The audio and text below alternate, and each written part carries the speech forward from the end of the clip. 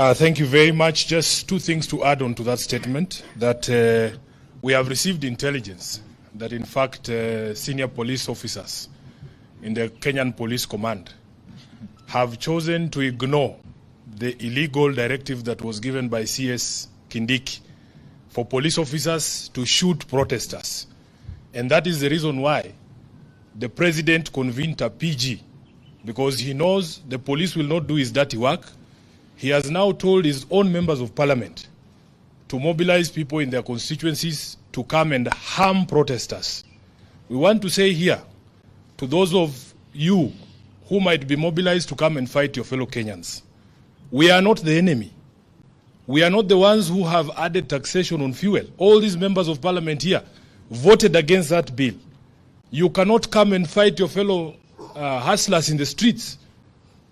You cannot come from Madare and think that you are better than the person who comes from Kasarani.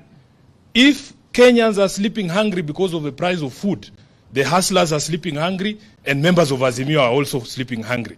For a president to convene a meeting where he sets his own people against each other, I think we have never come to such a law in this country. And we must condemn it in the strongest words possible. I want the people of Azimio to know we have won the argument. By the time you hear a professor of law like Kindiki saying he no longer wants to hear English or Swahili or constitutional concepts, it means we have won the argument. They have no answer to the questions that Kenyans are asking them. That is why a professor, somebody who should be encouraging discourse, constitutional discourse, and encouraging the development of law, would get to a point and he says, sasa hii kizungu imekuwa mingi, wajuaji Nairobi wamekuwa wengi, sasa tupige hao risasi. It means we have won the argument and they have no answers. Finally, we will not fight our fellow countrymen. I want to make it very clear. In Nairobi, we live as a community. Kikuyu, Luya, Jaluo, kila mtu hapa. Saile Jaluo analala njaa, Muluya analala njaa, Mkikuyu analala njaa. We will not fight our fellow countrymen. In fact, some of these members of parliament who talk, you know, we are with them in the Senate. Mtu kama Cherargei. Yeye anaweza piga nani hapa mbele vile mnaona hapa. Who can Cherargei fight here? Eh? He talks like that because he knows he's going to hide behind the instruments of violence of the state. Senator Cherargei, instead of organizing your boys to come and fight peaceful demonstrators, just come and fight Sifuna. Hey, akuje tu tukutane watu wawili. Lastly, they are crying and saying, oh, this signature thing is going nowhere. But they are actively sabotaging the collection of signatures. We have had over 1,000 attacks on our website that is being used for collection of signatures. They have even cloned the website to try and, confuse our supporters. But we are saying Kenyans want to eat, and they want to eat today. It doesn't matter how long you cover your ears. Tutapiga hiyo masikio kofi mpaka ifunguke. Usikie kilio ya Wakenya. Asante sana. Honorable Enoch Wamboa. Alafu Honorable Kenchonga. And then Honorable Senator. Thank you very much. I'll also be very brief. I will say three things. One, we must structure this conversation properly. The conflict that we are experiencing today and that we will experience on Wednesday and Thursday and Friday is not a conflict between Kenya Kwanza and Azimio. That conflict happened on the 9th of August, yes, and we won it. Yes. The conflict that we are going to experience on Wednesday, Thursday, and Friday is a conflict between one William Samoei Ruto and the people of Kenya. That's what's happening. I was really surprised to see Honorable Ruto calling honorable members and telling them to go and mobilize their people, their constituents, to fight us. Actually, I would say I am ashamed on his behalf.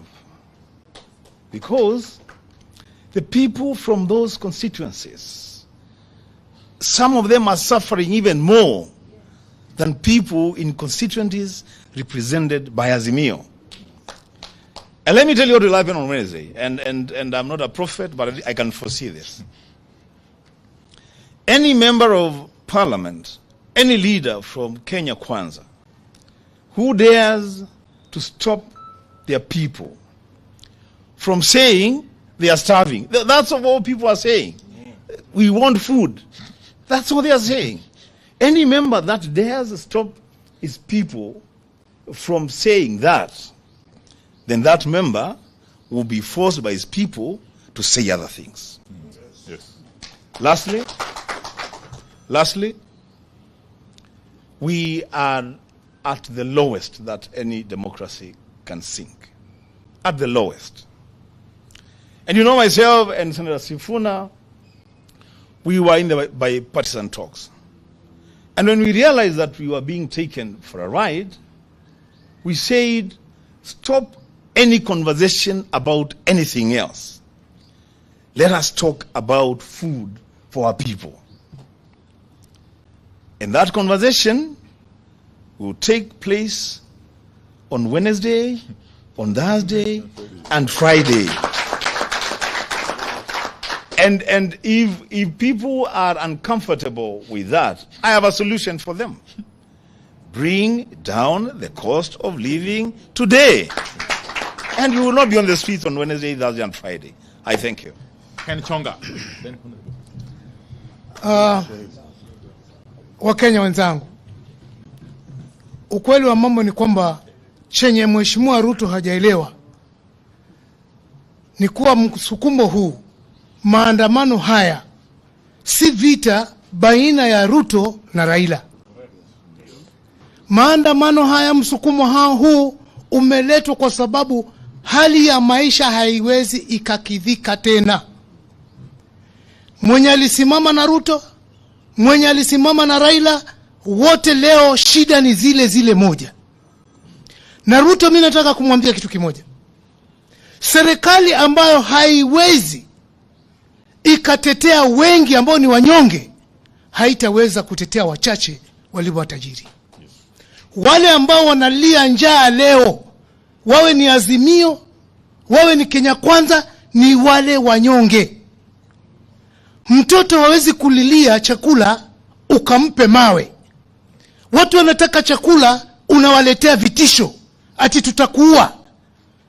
Wale walio kuchagua wewe leo, kama kwako huwezi kuona maana, ni kitu gani kitakuwa na maana kwako tena? Wacha hii ieleweke. Wacha Ruto aelewe, asikie. Hakuna vitisho ambavyo kwamba atavitoa ili watu waweze kunyamaza na kuvumilia. Watu wanataka chakula leo. Watu wanataka chakula kesho. Ndio ili vizazi ambavyo vinakuja vijue kwamba vimezaliwa katika karne ambayo kwamba inajali maslahi ya wananchi ambao wapo. Na watu wakikosa chakula, Ruto ajitahadhari. Mbali na maandamano, mambo zaidi yako nyuma ya mfuata. Asante. You are aware that the United Nations has pronounced itself on the situation in the country, especially on the issue of police brutality and the killings that went on during the demonstration. I want to state very clearly that the earlier petition by Azimio to ICC is very active. And we want to encourage the United Nations and ICC to note the events of this week. One, the President William Ruto chaired a meeting that planned anarchy on the people of Kenya at State House. Number two, the suspension of the Constitution by those in KK Alliance, particularly Article 37 of the Constitution. Three, the killings that went on last week. And as Azimio, we have profiled all the people who died, and all of them died as a result of shootings by the police. Thirdly, the statements attributed to one Kindiki, who ironically was a lawyer at the ICC. 2, Gachagua. And 3, Moses Kuria threats on Baba. We are asking ICC, please take note of what is happening in this country so that we have the commencement of our petition before the ICC so that these people are brought to book. And lastly, we are aware, we have information that governors, and some of them as Mio governors, have been instructed to spend county money on hiring militias to attack people. We are asking governors that we are watching you.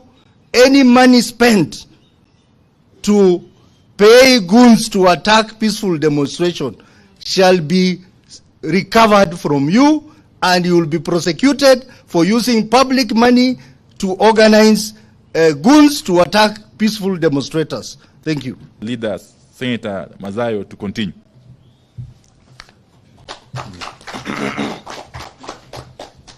Yes.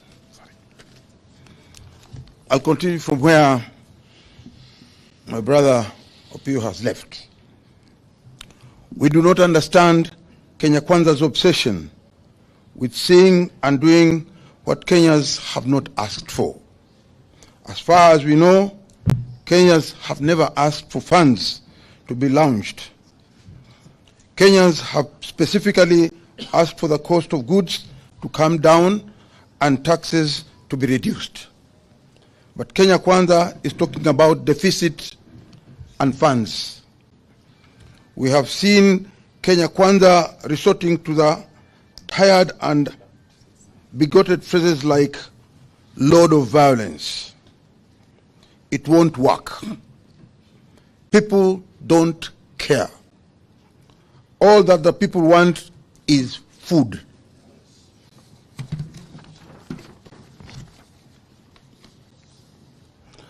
And decent standard of living.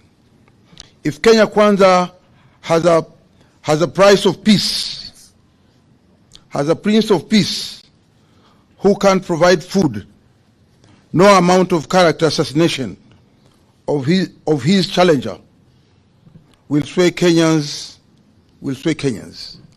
People want food. We have seen Kenya Kwanza purport to be sharing with Kenyans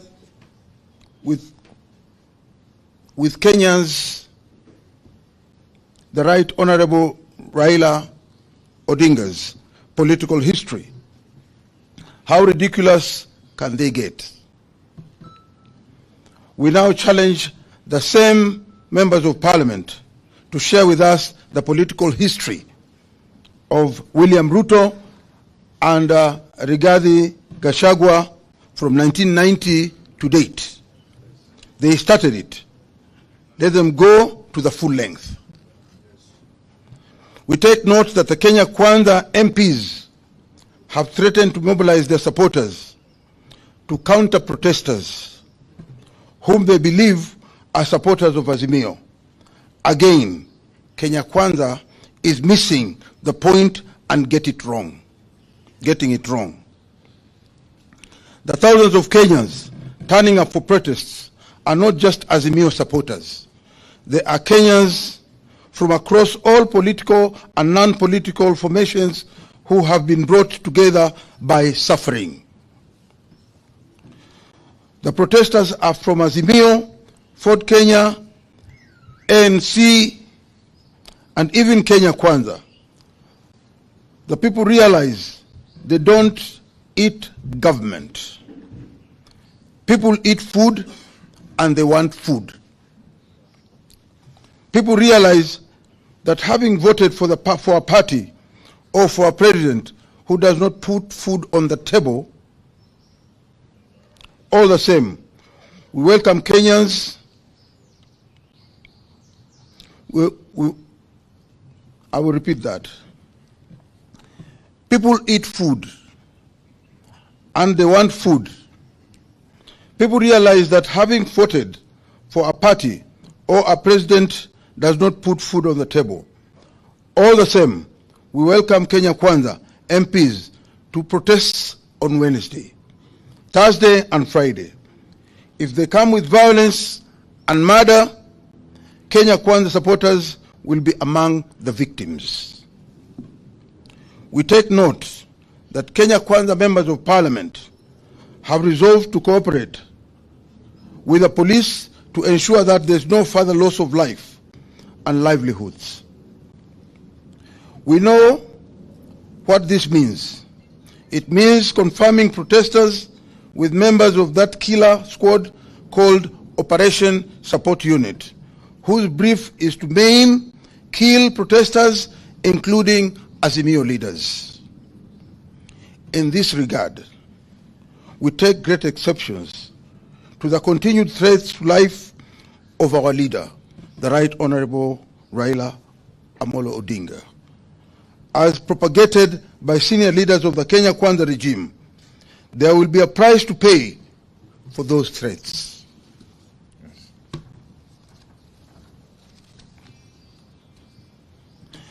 We are shocked that Kenya Kwanza is talking of those who orchestrate, plan, and finance violence, and occasion mass displacements of civilian population and business deemed to be owned by people from other communities.